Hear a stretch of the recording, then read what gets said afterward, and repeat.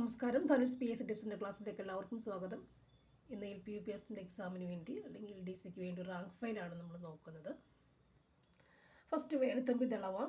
അവിട്ടം തിരുനാളിൻ്റെ പ്രശസ്തനായ ദിവാൻ വേലുത്തമ്പി ദളവ.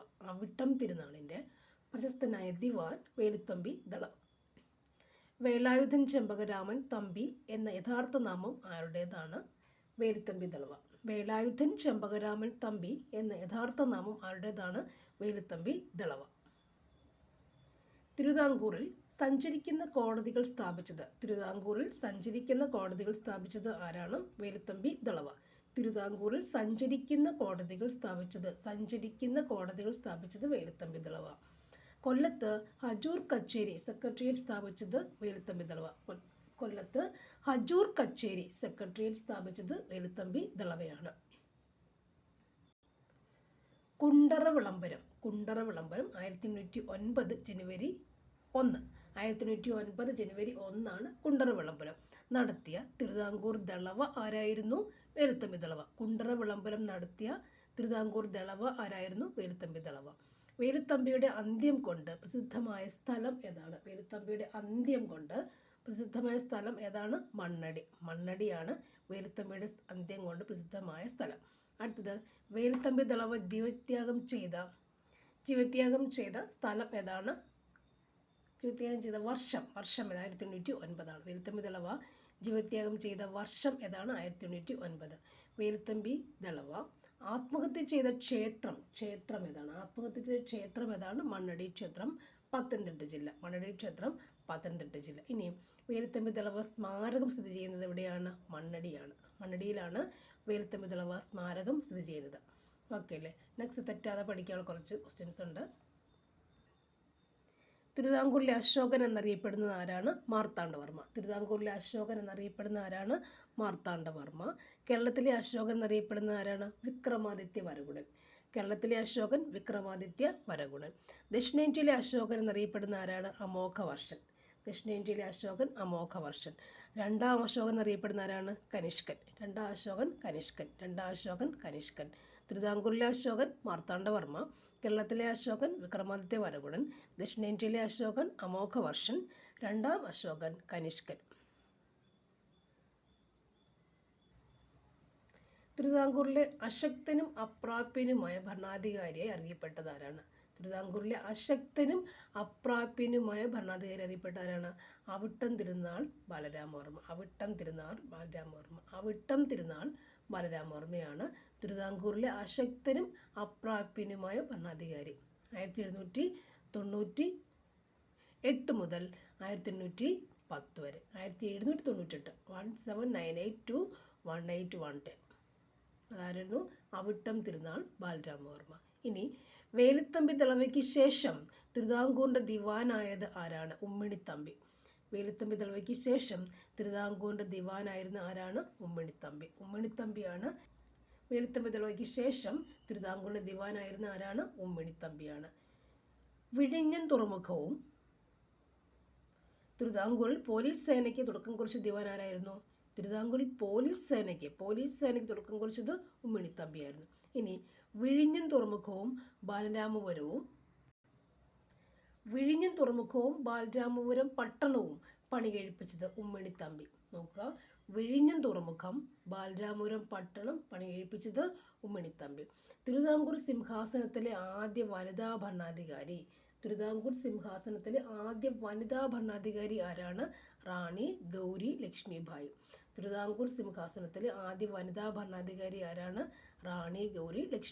ആണ്. ഇനി തിരുവിതാംകൂറിൽ അടിമക്കച്ചവടം നിർത്തലാക്കിയത് ഗൗരി ലക്ഷ്മിഭായ്. റാണി ഗൗരി ലക്ഷ്മിഭായ്.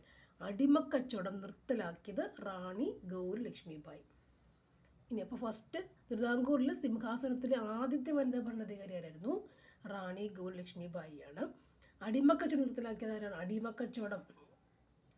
റാണി ഗൗരി ലക്ഷ്മിഭായി ആണ്. അത് 1812 തിരുവിതാംകൂറിൽ ജില്ലാ കോടതികൾ, അപ്പീൽ കോടതി എന്നിവ സ്ഥാപിച്ച ഭരണാധികാരി റാണി ഗൗരി ലക്ഷ്മിഭായ്. തിരുവിതാംകൂറിൽ ജില്ലാ കോടതികൾ, അപ്പീൽ കോടതി എന്നിവ സ്ഥാപിച്ചത് ആരാണ്?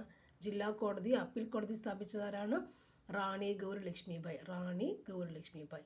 ഇനി സെക്രട്ടേറിയറ്റ് സമ്പ്രദായത്തിലുള്ള ഭരണരീതി, പട്ടയ സമ്പ്രദായം എന്നിവ ഏർപ്പെടുത്തിയ ആരാണ്? റാണി ഗൗരി ലക്ഷ്മിബായിയാണ്. സെക്രട്ടേറിയറ്റ് സമ്പ്രദായത്തിലുള്ള ഭരണരീതി അതുപോലെ പട്ടയ സമ്പ്രദായം എന്നിവ ഏർപ്പെടുത്തിയ ഭരണാധികാരി ആരാണ്? റാണി ഗൗരി ലക്ഷ്മിബായിയാണ്. ഇനി തിരുവിതാംകൂറിൽ വാക്സിനേഷനും അലോപ്പതി ചികിത്സാ രീതിയും നടപ്പിലാക്കിയത്. തിരുവിതാംകൂറിൽ വാക്സിനേഷനും അലോപ്പതി ചികിത്സാ രീതി നടപ്പിലാക്കിയത് ആരാണ്? റാണി ഗൗരി ലക്ഷ്മിബായിയാണ്. അലോപ്പതി ചികിത്സയും വാക്സിനേഷനും നടപ്പിലാക്കിയത് റാണി ഗൗരി ലക്ഷ്മിബായി ആയിരുന്നു. തിരുവിതാംകൂർ റാണി ഗൗരി ലക്ഷ്മിബായിയുടെ കാലഘട്ടത്തിലാണ് തിരുവിതാംകൂർ ദിവാനായി നിയമിതനായ ഒരു ബ്രിട്ടീഷുകാരനുണ്ടായിരുന്നു, കേണൽ ജോൺ മൺറോ. ബ്രിട്ടീഷുകാരനാണ് ആര്? Colonel John Munro. അദ്ദേഹം റാണി ഗൗരി ലക്ഷ്മിബായിയുടെ കാലഘട്ടത്തിൽ തിരുവിതാംകൂറിൽ ദിവാനായി നിയമിതനായി. അപ്പോൾ തിരുവിതാംകൂറിൽ ദിവാനായി നിയമിതനായ ബ്രിട്ടീഷുകാരൻ ആരാണ്? Colonel John Munro. എപ്പോഴാണത്? റാണി ഗൗരി ലക്ഷ്മിബായിയുടെ കാലഘട്ടത്തിലാണ്. ഇനി മുഴുവൻ സമയ റീജൻ്റായി ഭരണം നടത്തിയ ആദ്യ ഭരണാധികാരി ആരാണ്? റാണി ഗൗരി ലക്ഷ്മിബായി അല്ലല്ലോ, റാണി ഗൗരി പാർവതിബായി. റീജൻ്റായി പാർവതിബായി മുഴുവൻ സമയ റീജൻ്റായി ഭരണം നടത്തിയ ആദ്യ ഭരണാധികാരി റാണി ഗൗരി പാർവതിബായി. റീജൻ്റായിട്ടാണ്. മറ്റേത് ആദ്യത്തെ വനിതാ ഭരണാധികാരിയായിരുന്നു ആര്? റാണി ഗൗരി ലക്ഷ്മിബായി. ഇത് മുഴുവൻ സമയ റീജൻ്റായി ഭരണം നടത്തിയ ഭരണാധികാരി, ആദ്യത്തെ ഭരണാധികാരി ആരായിരുന്നു ചോദിച്ചാൽ റാണി ഗൗരി പാർവതിബായി. പാർവതിയാണ് റീജൻ്റായി വന്നത്. മുഴുവൻ സമയ റീജൻ്റ് പാർവതിബായി. 1815 to 1829 കാലഘട്ടം. വേളിക്കായലിനെയും കഠിനംകുളം കായലിനെയും ബന്ധിപ്പിച്ച് പാർവതി പുത്തനാർ പണിയെഴുപ്പിച്ചത് ആരാണ്? റാണി ഗൗരി പാർവതിബായി. പാർവതി പുത്തനാർ പണിയെഴുപ്പിച്ചത് റാണി ഗൗരി പാർവതിബായിയാണ്. പാർവതി പുത്തനാർ പണിയെഴുപ്പിച്ചത് റാണി ഗൗരി പാർവതിബായി. വേളിക്കായലിനെയും കഠിനംകുളം കായലിനെയും ബന്ധിപ്പിക്കുന്ന പാർവതി പുത്തനാർ പണിയെഴുപ്പിച്ചത് ആരാണ്? റാണി ഗൗരി പാർവതിബായി. പാർവതി പുത്തനാർ. ഇനി തിരുവിതാംകൂറിൽ താണജാതിയിൽപ്പെട്ടവർക്ക് സ്വർണം, വെള്ളി മുതലായവയുള്ള ആഭരണങ്ങൾ അണിയാൻ അനുമതി നൽകിയതാരാണ്? ആഭരണങ്ങൾ അണിയാൻ അനുമതി കൊടുത്തത് ആരാണ്? റാണി ഗൗരി പാർവതിബായി. തിരുവിതാംകൂറിൽ താണജാതിയിൽപ്പെട്ടവർക്ക് സ്വർണം, വെള്ളി മുതലായവയിലുള്ള ആഭരണങ്ങൾ അണിയാൻ അനുമതി നൽകിയത് ആരാണ്? റാണി ഗൗരി പാർവതിബായിയാണ്. ഇനി ആലപ്പുഴയിലും കോട്ടയത്തും പെൺപള്ളിക്കൂടങ്ങൾ സ്ഥാപിച്ചത്. ആലപ്പുഴയിലും കോട്ടയത്തും പെൺപള്ളിക്കൂടങ്ങൾ സ്ഥാപിച്ചത് ആരാണ്? റാണി ഗൗരി പാർവതിബായി. പെൺപള്ളിക്കൂടങ്ങൾ റാണി ഗൗരി പാർവതിബായി. വിദ്യാഭ്യാസം ഗവൺമെൻറ്റിൻ്റെ കടമയെന്ന് പ്രഖ്യാപിച്ച തിരുവിതാംകൂർ ഭരണാധികാരി റാണി ഗൗരി പാർവതിബായി. വിദ്യാഭ്യാസം ഗവൺമെൻറ്റിൻ്റെ കടമ അല്ലേ? വിദ്യാഭ്യാസം ഗവൺമെൻറ്റിൻ്റെ കടമയാണെന്ന് പ്രഖ്യാപിച്ച തിരുവിതാംകൂർ ഭരണാധികാരി റാണി ഗൗരി പാർവതിബായി. അപ്പോൾ സ്വർണം, വെള്ളി അണിയാൻ അനുമതി കൊടുത്തു. ആലപ്പുഴയിലും കോട്ടയത്തും പെൺപള്ളിക്കൂടങ്ങൾ പാർവതിബായി പണിയെഴുപ്പിച്ചു. വിദ്യാഭ്യാസം ഗവൺമെൻറ്റിൻ്റെ കടമയാണെന്ന് പ്രഖ്യാപിച്ചാരാണ്? റാണി ഗൗരി പാർവതിബായിയാണ്. അടുത്തത് പ്രാഥമിക വിദ്യാഭ്യാസം തിരുവിതാംകൂറിൽ നിർബന്ധമാക്കിയ ഭരണാധികാരി ആരാണ്? റാണി ഗൗരി പാർവതിബായി. പ്രാഥമിക വിദ്യാഭ്യാസം നിർബന്ധമാക്കിയതില്ല. അതൊക്കെ ഒരു പ്രീവിയസ് ക്വസ്റ്റ്യൻസ് പലപ്പോഴും ചോദിച്ചിട്ടുണ്ട്. ഈയിടെയൊക്കെ ചോദിച്ചിട്ടുള്ള ക്വസ്റ്റ്യൻസ് ആണത്. ഏത്? പ്രാഥമിക വിദ്യാഭ്യാസം തിരുവിതാംകൂറിൽ നിർബന്ധമാക്കിയ ഭരണാധികാരി റാണി ഗൗരി പാർവതിബായി. വർഷം 1817. പ്രാഥമിക വിദ്യാഭ്യാസം നിർബന്ധമാക്കിയ ഭരണാധികാരി ആരാണ്? പ്രാഥമികം പാർവതിബായി അല്ലേ? പെൺപള്ളിക്കൂടം പാർവതിബായി. ഇനി തിരുവിതാംകൂറിൽ എല്ലാവർക്കും പുര ഓടുമേയാനുള്ള അനുമതി നൽകിയ ഭരണാധികാരി നൽകിയത് ആരാണ്? റാണി ഗൗരി പാർവതിബായി. യഥാർത്ഥത്തിൽ നാഗർകോവിലിൽ ലണ്ടൻ മിഷൻ സൊസൈറ്റി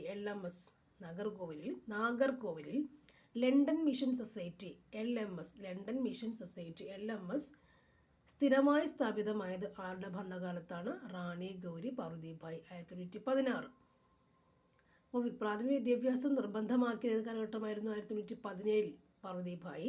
16 LMS സ്ഥാപിച്ചു അല്ലേ. ഇനി ആധുനിക തിരുവിതാംകൂറിൻ്റെ സുവർണകാലം അല്ലേ, പണ്ട് മുതൽക്കേ പഠിക്കുന്നുള്ളതാണ്. ആധുനിക തിരുവിതാംകൂറിൻ്റെ സുവർണ കാലഘട്ടം ആരുടെ കാലഘട്ടമാണ്? സ്വാതി തിരുനാളിൻ്റെ ഭരണകാലമാണ്. സംഗീതജ്ഞനിലെ രാജാവ്, രാജാക്കന്മാരുടെ സംഗീതജ്ഞൻ എന്നറിയപ്പെടുന്ന അങ്ങനെ ആരാണ്? അറിയാമല്ലോ, സ്വാതി തിരുനാൾ അല്ലേ. ഓർക്കുക എപ്പോഴും, സംഗീതജ്ഞനിലെ രാജാവ് സ്വാതി തിരുനാളാണ്. ഇനി ഒരെണ്ണം കൂടി. കുറ്റകൃത്യങ്ങൾ കണ്ടുപിടിക്കാനായി തിളച്ച നെയ്യിൽ കൈമുക്കുന്ന ശുചീന്ദ്രം കൈമുക്ക് ശിക്ഷാരീതി നിർത്തലാക്കിയ ഭരണാധികാരി. കുറ്റകൃത്യങ്ങൾ കണ്ടുപിടിക്കുന്നതിനായി തിളച്ച നെയ്യിൽ കൈമുക്കുന്ന പരിപാടിയാണെന്ത്? ശുചീന്ദ്രം കൈമുക്ക്. ആ ശിക്ഷാരീതി നിർത്തലാക്കിയ ഭരണാധികാരി സ്വാതി തിരുനാളാണ്.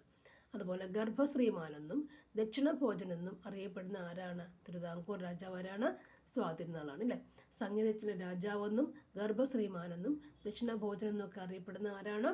തിരുവിതാംകൂർ അല്ലേ. ആരാണ് തിരുവിതാംകൂറിൽ അറിയപ്പെടുന്ന? അങ്ങനെ സ്വാതി തിരുനാളാണ്. കുറ്റകൃത്യങ്ങൾ കണ്ടുപിടിക്കാനായി തിളച്ച നെയ്യിൽ അല്ലേ, പണ്ട് മുക്കുന്നതാണ്. തിളച്ച നെയ്യിൽ കൈമുക്കുന്ന ശുചീന്ദ്രം കൈമുക്ക് ശിക്ഷാരീതി നിർത്തലാക്കിയതാരാണ്? സ്വാതി തിരുനാളാണ്. ഇവിടെ തിരുവിതാംകൂറിൽ ആദ്യ സെൻസസ് നടന്നത് ആരുടെ കാലത്താണ്? സ്വാതി തിരുനാളാണ്. തിരുവിതാംകൂറിൽ ആദ്യ ക്രമീകൃതമായ സെൻസസ് നടന്നത് ആരുടെ കാലത്താണ്? ആയില്യം തിരുനാളിൻ്റെ കാലത്താണ്.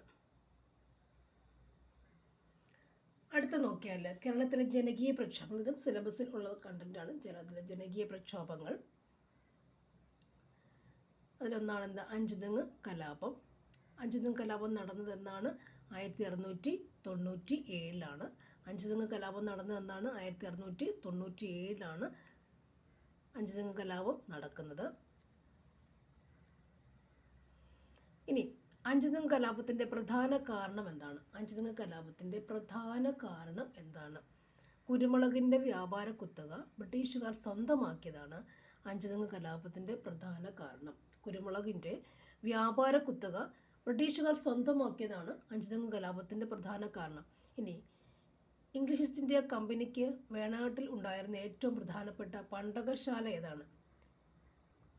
ഇംഗ്ലീഷ് ഈസ്റ്റ് ഇന്ത്യ കമ്പനിക്ക് വേണാട്ടിൽ ഉണ്ടായിരുന്ന ഏറ്റവും പ്രധാനപ്പെട്ട പണ്ടകശാല ഏതാണ്? അഞ്ചുതെങ്ങ് ആണ്.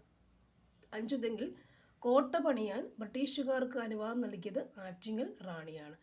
അഞ്ചുതെങ്ങിൽ കോട്ട പണിയുവാൻ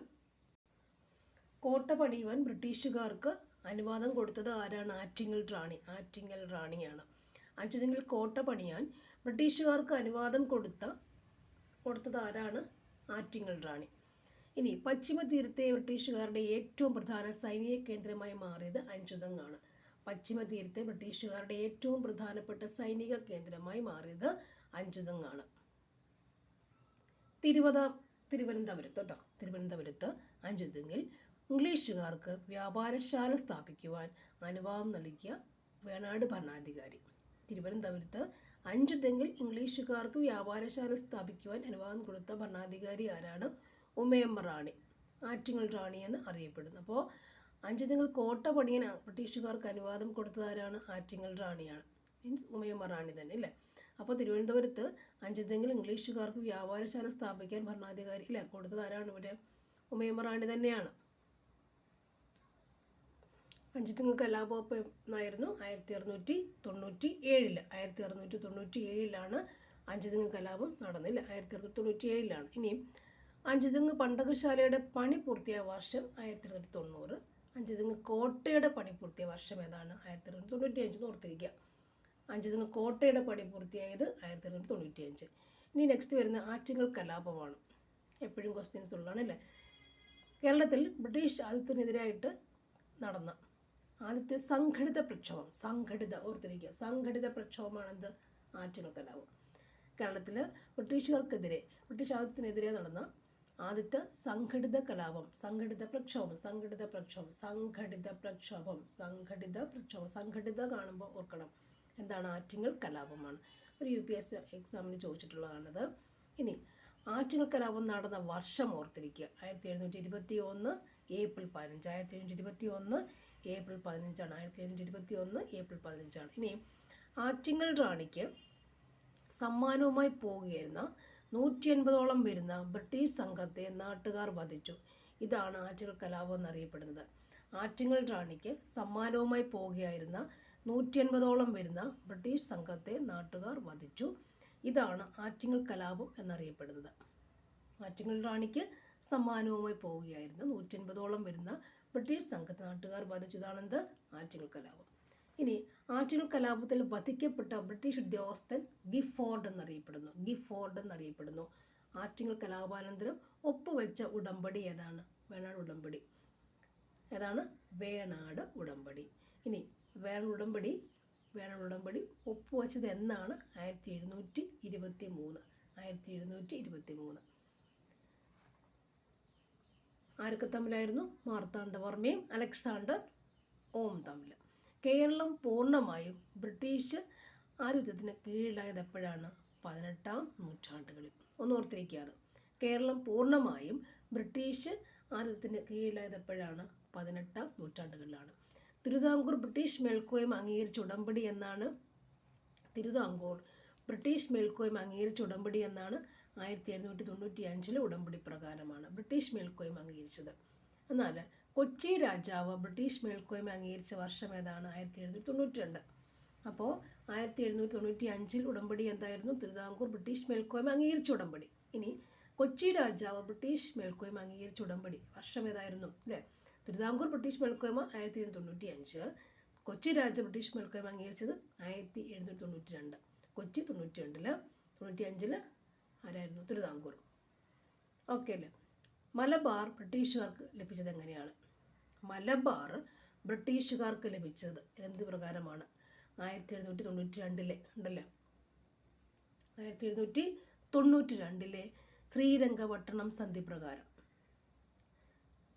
മലബാർ ബ്രിട്ടീഷുകാർക്ക് ലഭിച്ചത് എങ്ങനെയാണ്? 1792 ശ്രീരംഗപട്ടണം 792 ശ്രീരംഗപട്ടണം സന്ധി പ്രകാരം.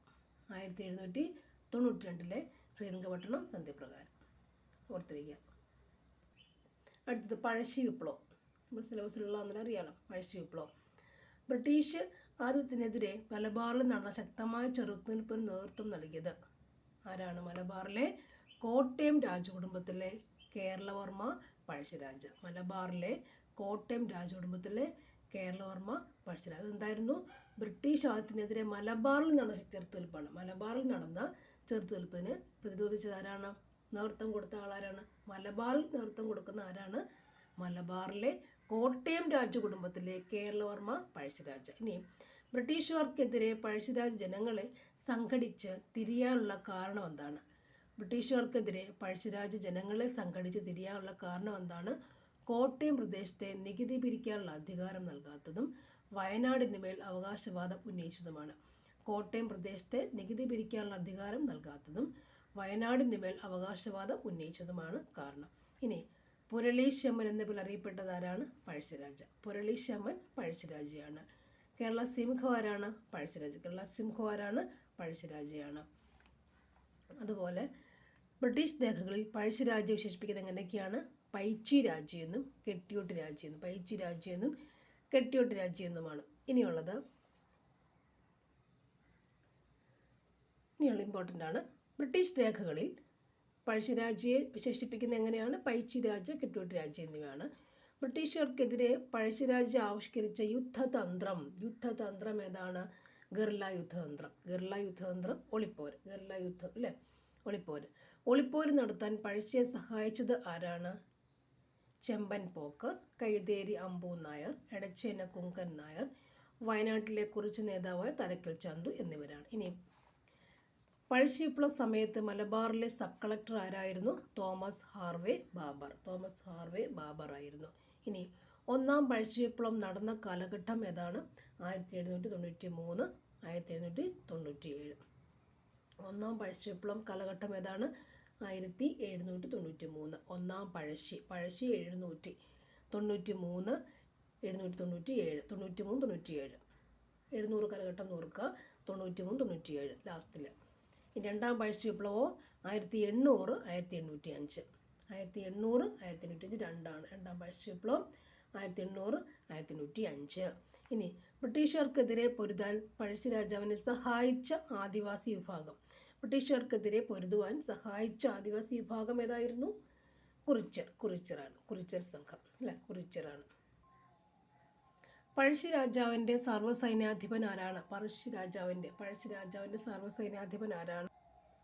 കൈതേരി അമ്പു നായർ. പഴശ്ശിരാജാവിൻ്റെ സർവ്വസൈന്യാധിപൻ കൈതേരി അമ്പു നായർ. ബ്രിട്ടീഷുകാർക്കെതിരെയുള്ള യുദ്ധത്തിൽ പഴശ്ശിരാജയുടെ കേന്ദ്രമായിരുന്ന മല പുരള്ളിമല. പഴശ്ശിരാജ ഓർക്കുക, പുരള്ളിമല. പഴശ്ശി വിപ്ലവത്തെ അടിച്ചമർത്തിയ ബ്രിട്ടീഷ് സൈന്യാധിപൻ ആരാണ്? Colonel Arthur Wellesley. പഴശ്ശിരാജയ്ക്കെതിരെ യുദ്ധം ചെയ്യാൻ ആർതർ വെല്ലസ്ലി നിയമിച്ച 1200 പോലീസുകാരടങ്ങിയ പ്രത്യേക സേന ഏതാണ്? കോൽക്കാർ. പ്രത്യേക സേന ഏതാണ്? കോൽക്കാർ. പഴശ്ശിരാജ മരണമടഞ്ഞ വർഷം 1805 നവംബർ 30. 1805. രണ്ടാം പഴശ്ശി വിപ്ലവം കൂടി ഓർക്കുക. 1805 നവംബർ 30. പഴശ്ശിരാജയുടെ ജീവിതവും ഇതിവൃത്തമാക്കി കേരള സിംഹം എന്ന പേരിൽ ചരിത്ര നോവൽ എഴുതിയത് ആരാണ്? പഴശ്ശിരാജയുടെ ജീവിതം ഇതിവൃത്തമാക്കി കേരള സിംഹം എന്ന പേരിൽ ചരിത്ര നോവൽ ഏതാണ്? എഴുതിയതാരായിരുന്നു? സർദാർ കെ.എം. പണിക്കർ അല്ലേ. അത് റിപ്പീറ്റ് ക്വസ്റ്റ്യൻസ് ആണ്. കേരള സിംഹം സർദാർ കെ.എം. പണിക്കർ. കേരള സിംഹം എന്ന് പറയുന്നത്. നെക്സ്റ്റ്, പഴശ്ശി സ്മാരകം Mananthavady. Pazhassi museum Kozhikode museum. Pazhassi dam വരുന്നത് കണ്ണൂരാണ്. ഓക്കെ അല്ലേ. നെക്സ്റ്റ് വരുന്നത് കുറിച്യർ ലഹളയാണ്. ബ്രിട്ടീഷുകാർ വയനാട്ടിൽ മേധാവിത്വം ഉറപ്പിക്കുന്നതിനെതിരെ അവിടെയുള്ള ആദിവാസി വിഭാഗം നടത്തിയ ലഹളയാണ് കുറിച്യർ ലഹള. 1812. ഇയർ ഓർത്തിരിക്കുക. 1812. കുറിച്യർ 12. ബ്രിട്ടീഷുകാർ വയനാട്ടിൽ മേധാവിത്വം ഉറപ്പിക്കുന്നതിനെതിരായിട്ട് അവിടെയുള്ള ആദിവാസി വിഭാഗം നടത്തിയ ലഹളയാണെന്ത്? കുറിച്യർ ലഹള. 1812. കുറിച്യർ കലാപത്തിന് നേതൃത്വം നൽകിയത് ആരാണ്? രാമൻ നമ്പി. കുറിച്യർ കലാപത്തിന് നേതൃത്വം കൊടുത്തത് ആരാണ്? രാമൻ നമ്പിയാണ്. റിപ്പീറ്റ് ക്വസ്റ്റ്യൻ ആണ്. കുറിച്യർ കലാപത്തിന് നേതൃത്വം കൊടുത്തതാണ് രാമൻ നമ്പി. ദക്ഷിണേന്ത്യയിൽ നടന്ന ഏക ഗിരിവർഗ കലാപം ഏതാണ്? കുറിച്യർ ലഹള. ദക്ഷിണേന്ത്യയിൽ നടന്ന ഏക ഗിരിവർഗ കലാപം ഏതാണ്? കുറിച്യർ ലഹളയാണ്. അടുത്തത് 1812 നടന്ന കുറിച്യർ കലാപത്തിൻ്റെ കാരണങ്ങൾ എന്തൊക്കെയാണ് നോക്കുക. ബ്രിട്ടീഷുകാർ അധികമായി നികുതി ചുമത്തിയത് ഒരു കാരണം. നികുതി പണമായി അടയ്ക്കാൻ നിർബന്ധിച്ചത്. നികുതി അടയ്ക്കാൻ കഴിയാത്തവരുടെ കൃഷിഭൂമി ബ്രിട്ടീഷുകാർ പിടിച്ചെടുത്തത്. എന്തൊക്കെയാണ് കാരണം? ബ്രിട്ടീഷുകാർ അധിക നികുതി ചുമത്തിയത് ഒരു കാരണം. നികുതി പണമായി അടയ്ക്കാൻ നിർബന്ധിച്ചത് മറ്റൊരു കാരണം.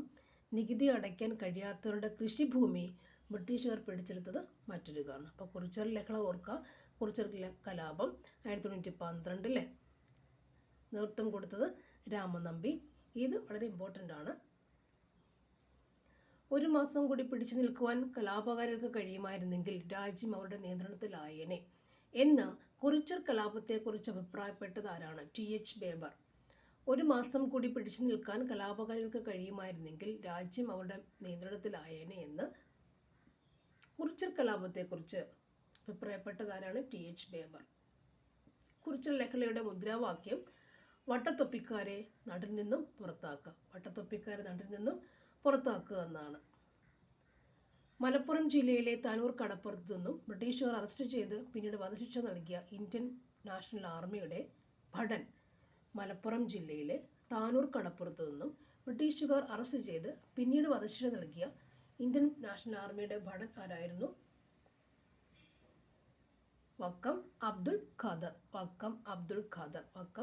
ഖാദർ. മലബാർ ജില്ലാ കോൺഗ്രസിൻ്റെ പ്രഥമ സമ്മേളനം നടന്നത് പാലക്കാട് ജില്ലയിൽ. മലബാർ ജില്ലാ കോൺഗ്രസിൻ്റെ പ്രഥമ സമ്മേളനം ഇവിടെയാണ്, പാലക്കാട് ജില്ല. 1916. നെക്സ്റ്റ്, ആനി ബസന്റിൻ്റെ അധ്യക്ഷതയിൽ 1916 മലബാറിലെ ആദ്യ രാഷ്ട്രീയ സമ്മേളനം. പാലക്കാട് ജില്ല. ഒരു LP ക്വസ്റ്റ്യൻ ചോദിച്ചിട്ടുള്ളതാണ്. ആനി ബസന്റിൻ്റെ അധ്യക്ഷതയിൽ 1916 മലബാറിലെ ആദ്യ രാഷ്ട്രീയ സമ്മേളനം നടന്നത് പാലക്കാട് ജില്ല. ഒന്നാം ലോക മഹായുദ്ധ കാലഘട്ടത്തിൽ കോൺഗ്രസിൻ്റെ പ്രവർത്തനങ്ങൾക്ക് മലബാറിൽ നേതൃത്വം നൽകിയത് ആരൊക്കെയാണ്? KP Kesava Menon, KP Raman Menon, Muhammad Abdurahman Sahib, K Madhavan Nair, E Moidu Moulavi, MB Narayana Menon. KP Kesava Menon, KP Raman Menon, Muhammad Abdurahman Sahib, K Madhavan Nair, E Moidu Moulavi, M P Narayanamenon എന്നിവരാണ്. അപ്പോൾ മലബാറിലെ ആദ്യ രാഷ്ട്രീയ സമ്മേളനം നടന്ന എവിടെയായിരുന്നു? പാലക്കാട് ജില്ല. ആരുടെ അധ്യക്ഷതയിലാണ്? ആനി ബസന്റിൻ്റെ അധ്യക്ഷതയിൽ. വർഷം 1916 കൂടി ഓർത്തിരിക്കുക. 1916 കൂടി ഓർത്തിരിക്കുക. മലബാർ ജില്ലാ കോൺഗ്രസ് ഓർത്തിരിക്കുക. ഭരണപരിഷ്കരണം, കുടിയൻ പ്രശ്നം, ഖിലാഫത്ത് തുടങ്ങിയ വിഷയങ്ങൾ ചർച്ച ചെയ്ത രാഷ്ട്രീയ സമ്മേളനം 1920 മഞ്ചേരിയിൽ നടന്ന മലബാർ രാഷ്ട്രീയ സമ്മേളനം. ഖിലാഫത്ത് പ്രസ്ഥാനത്ത് നടത്തുന്ന പിന്തുണ പ്രഖ്യാപിച്ച് കോഴിക്കോട്ടെത്തിയത് ആരൊക്കെയായിരുന്നു നോക്കി വെക്കുക, ഇമ്പോർട്ടൻ്റ് ആണ്. ഖിലാഫത്ത് പ്രസ്ഥാനത്തിന് പിന്തുണ പ്രഖ്യാപിച്ച് കോഴിക്കോട്ടെത്തിയവർ ആരൊക്കെയായിരുന്നു? ഗാന്ധിജിയും ഷൗക്കത്ത് അലിയും. 20 കോഴിക്കോട് ഖിലാഫത്ത് കമ്മിറ്റിയുടെ പ്രസിഡന്റ് ആരായിരുന്നു? കട്ടിലശ്ശേരി മുഹമ്മദ് മൗലവി. ഖിലാഫത്ത് കമ്മിറ്റിയുടെ പ്രസിഡന്റ് ആരാണ്? മുഹമ്മദ് അബ്ദുറഹ്മാൻ സാഹിബ്. നെക്സ്റ്റ്, അയിത്തത്തിനെതിരെ കേരളത്തിൽ നടന്ന ആദ്യ പ്രക്ഷോഭം തളിക്ഷേത്ര പ്രക്ഷോഭം 1917. തിരുവിതാംകൂറിൽ എല്ലാ ജനങ്ങൾക്കും സമത്വം നേടിയെടുക്കുക എന്ന ലക്ഷ്യത്തോടെ ആരംഭിച്ച പ്രക്ഷോഭം ഏതായിരുന്നു? പൗരസമത്വവാദ പ്രക്ഷോഭം. തിരുവിതാംകൂറിൽ എല്ലാ ജനങ്ങൾക്കും സമത്വം നേടിയെടുക്കുക എന്ന ലക്ഷ്യത്തോടെ ആരംഭിച്ച പ്രക്ഷോഭം ഏതാണ്? പൗരസമത്വവാദ പ്രക്ഷോഭം 1919. ഇനി മലബാർ കലാപമാണ്. 1936 മുതൽ ചെറുതും വലുതും ഒട്ടനവധി മാപ്പിള കലാപങ്ങൾ മലബാറിൽ പൊട്ടിപ്പുറപ്പെട്ടിരുന്നു. തുടർച്ചയായി കലാപങ്ങളെക്കുറിച്ച് അന്വേഷിക്കുവാൻ ബ്രിട്ടീഷ് ഗവൺമെൻറ് നിയമിച്ച കമ്മീഷനാണ് ഏത്? Logan commission. ഏതാണത്? Logan commission. ഏത് കലാപമാണത്? മലബാർ കലാപത്തെക്കുറിച്ച് പറയുന്നു അല്ലേ. തുടർച്ചയായ കലാപങ്ങളെക്കുറിച്ച്, അത് മലബാർ കലാപങ്ങളെക്കുറിച്ച് അന്വേഷിക്കാൻ ബ്രിട്ടീഷ് ഗവൺമെൻറ് നിയോഗിച്ച കമ്മീഷൻ ഏതാണ്? Logan commission. ലോഗൻ കമ്മീഷനൊക്കെ ക്വസ്റ്റ്യൻസ് ഉള്ളതാണ് കേട്ടത്. SCERT കണ്ടൻറ്റ് സിലബസ് അനുസരിച്ച് വരുന്ന ടെക്സ്റ്റ് ബുക്കാണ്, റാങ്ക് ഫയലാണ്. ഇവിടെ ഈ ടെക്സ്റ്റ് ബുക്ക് റാങ്ക് ഫയലിന് ധാരാളം ക്വസ്റ്റ്യൻസ് ചോദിച്ചിട്ടുണ്ട്. അതുകൊണ്ട് ഞാൻ സെലക്ട് ചെയ്ത് ആർക്കെങ്കിലും പ്രയോജനപ്പെട്ടാൽ വളരെ ഉപകാരമല്ലേ. സോ തുടർച്ചയായ ഈ കലാപങ്ങളെക്കുറിച്ച്, മലബാർ കലാപങ്ങളെക്കുറിച്ച് അന്വേഷിക്കാൻ ബ്രിട്ടീഷ് ഗവൺമെൻറ് നിയോഗിച്ച കമ്മീഷനാണ് ലോഗൻ കമ്മീഷൻ. മലബാറിലെ മാപ്പിള ലഹളയുടെ അടിസ്ഥാന കാരണം ജന്മിത്വം ബന്ധപ്പെട്ട കാർഷിക പ്രശ്നങ്ങളാണെന്ന് ചൂണ്ടിക്കാട്ടിയ മലബാർ കളക്ടറാണ് വില്യം ലോഗൻ. മലബാറിലെ മാപ്പിള ലഹളയുടെ അടിസ്ഥാന കാരണം ജന്മിത്വം ബന്ധപ്പെട്ട കാർഷിക പ്രശ്നങ്ങളാണെന്ന് ചൂണ്ടിക്കാട്ടിയ മലബാർ കളക്ടറാണ് വില്യം ലോഗൻ എന്ന് പറയുന്നത്. ഇനി മലബാർ മാനുവൽ എന്ന ഗ്രന്ഥം എഴുതിയ ആരാണ്? William Logan. Malabar manual William Logan എഴുതിയ. മലബാർ മാനുവൽ ഏതാണ്?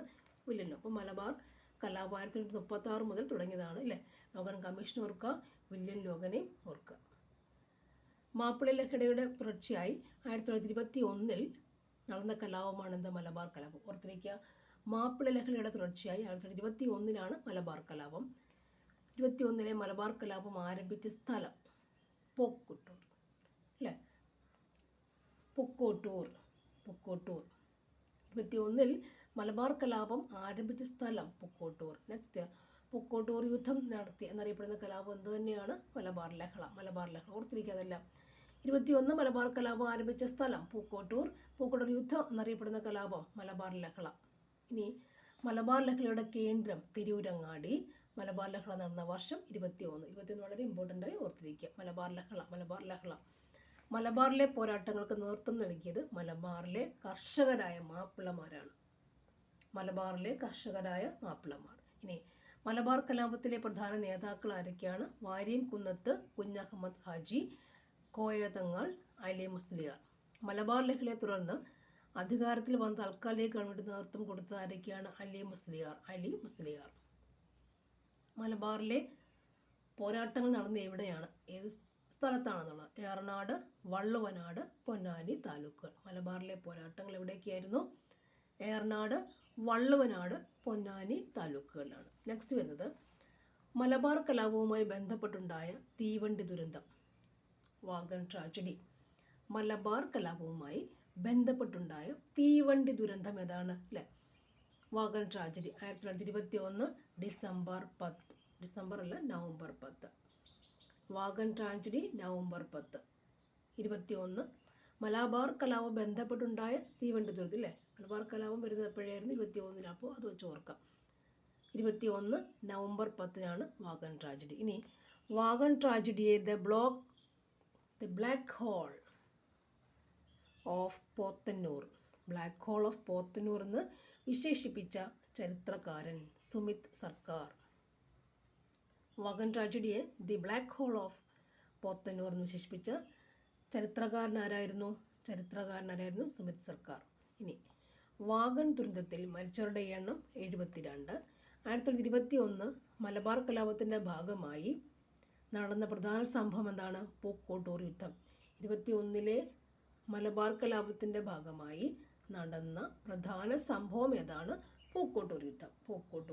ഓർത്തിരിക്കും. മലബാർ കലാപമുണ്ട്, പൂക്കോട്ടൂർ സ്ഥലങ്ങളൊപ്പനത്തിലെ പൂക്കോട്ടൂർ യുദ്ധമുണ്ട് 1921, വളരെ important. Then wagon tragedy 21 November 10 ഓർത്തിരിക്കുക. പൂക്കോട്ടൂരിലെ ഖിലാഫത്ത് കമ്മിറ്റിയുടെ സെക്രട്ടറി ആരായിരുന്നു? വടക്കേ വീട്ടിൽ മുഹമ്മദ്. പൂക്കോട്ടൂർ യുദ്ധത്തിന് കാരണം എന്താണ്?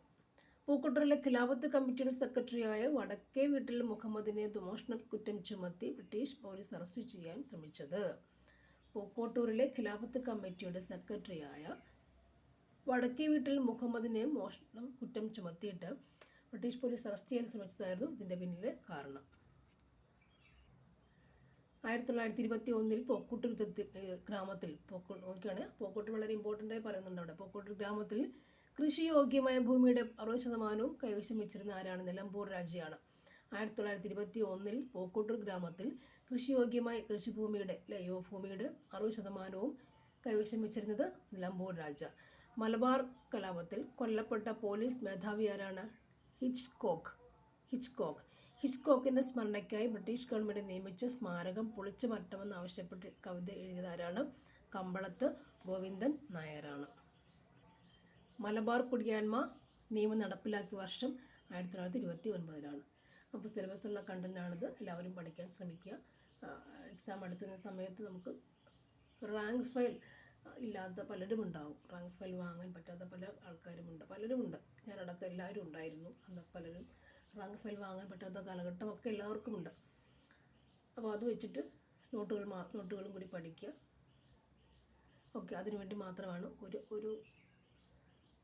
മാത്രം ഞാനിത് കണ്ടിട്ടാണ്. അപ്പോൾ എല്ലാവരും റാങ്ക് ഫയൽ കൂടി പഠിക്കാൻ ശ്രമിക്കുക. Thank you for watching.